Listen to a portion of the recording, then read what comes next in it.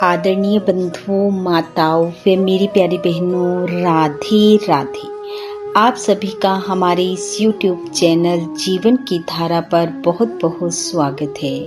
बंधुओं, आज हम इस वीडियो में वैशाख महात्म का 20वां अध्याय सुनेंगे, जिसे सुनने सुनाने से भगवान श्री हरि की कृपा से दुख पीड़ाओं का नाश होता है व जीवन में खुशहाली आती है। कथा महात्म सुनने के बाद यदि आप हमारे चैनल पर नए हैं तो कृपया हमारे चैनल को सब्सक्राइब करें, बेल आइकन को प्रेस करें ताकि हमारी वीडियो की नोटिफिकेशन सबसे पहले आप तक पहुंचे। वीडियो को शेयर व लाइक भी जरूर करें। वैशाख माह का महत्तम सुनते हुए मिथिलापति कहने लगे कि हे मुनिवर, वैशाख धर्म के महत्तम सुनते सुनते मेरी तृप्ति नहीं होती, क्योंकि भगवान विष्णु की कथा सुनकर किसके कान तृप्त होते हैं। मेरे पूर्व जन्म के पुण्य उदय हो गए हैं, जो आप आतिथ्य उपदेश से मेरे घर पधारे।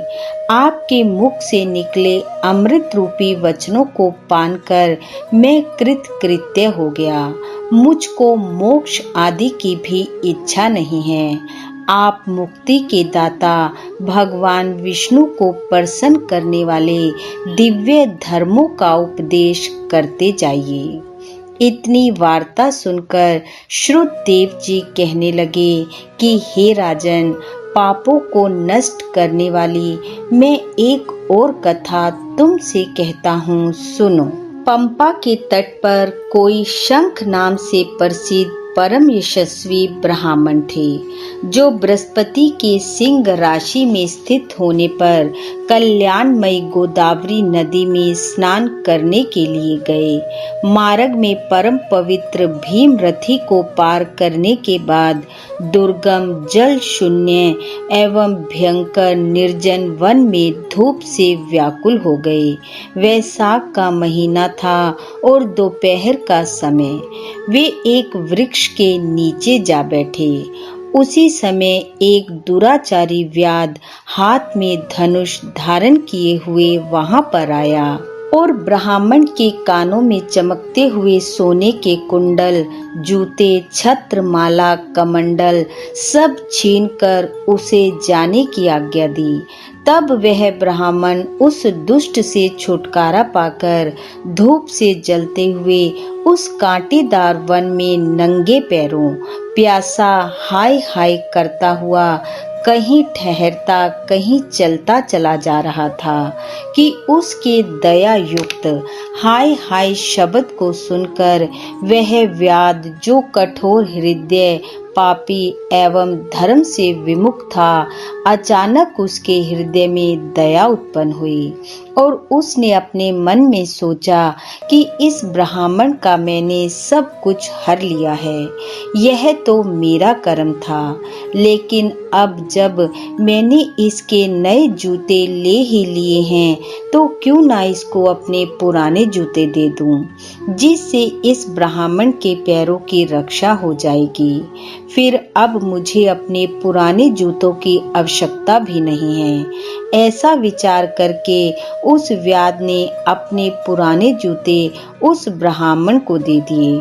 उन जूतों को पहनकर वह ब्राह्मण अति सुखी हो उस व्याध को आशीर्वाद देने लगा कि तुमने वैशाख मास में जूतों का दान किया है, अतः तुम्हारे पुण्य उदय हो सकते हैं, क्योंकि ऐसे वैशाख माह में दान से भगवान हरि पापी से भी प्रसन्न हो जाते हैं। उस ब्राह्मण से इस प्रकार आशीर्वाद सुनकर व्याध हैरानी से कहने लगा कि हे ब्राह्मण देवता, मैंने आपसे ली हुई वस्तु आपको ही लौटा दी है, इसमें आशीर्वाद की कौन सी बात है। और जो आपने वैशाख मास व हरि की प्रशंसा की है, सो यह वैशाख और हरि कौन है और इसका क्या फल है। ऐसे व्याध के वचन सुनकर ब्राह्मण शंख विचारने लगा कि सब कर्मों का फल जन्म जन्मांतर में मिलता है।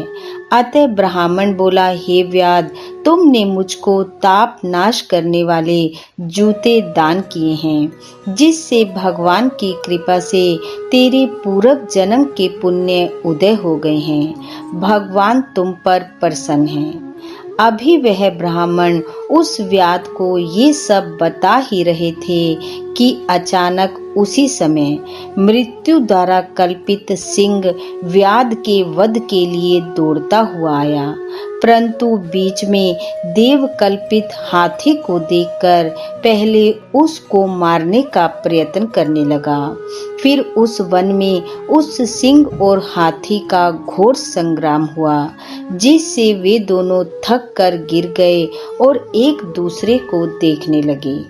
सब पापों के नाश करने वाली जो वैशाख कथा मुनि ने व्याध को सुनाई थी, वह उन्होंने भी सुनी, जिसके सुनने मात्र से ही उनके सब पाप नष्ट हो गए और पापों से मुक्त होने के कारण वह पशु योनि को त्याग दिव्य शरीर धारण कर दिव्य विमानों में बैठकर अप्सराओं से सेवित हाथ जोड़कर खड़े हो गए।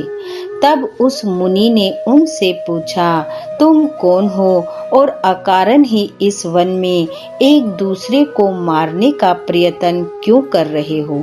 तुम्हारी मृत्यु कैसे हुई? यह सब कथा मुझे विस्तार पूर्वक बताओ। इति वैशाख महत्तम 20वां अध्याय समाप्त। बोलो विष्णु भगवान की जय। बंधु, भगवान श्री हरि की कृपा आप व आपके परिवार पर सदैव बनी रहे। आपका घर आंगन खुशियों से महकता रहे। इन्हीं शुभकामनाओं के साथ आप सबका बहुत बहुत धन्यवाद। राधे राधे।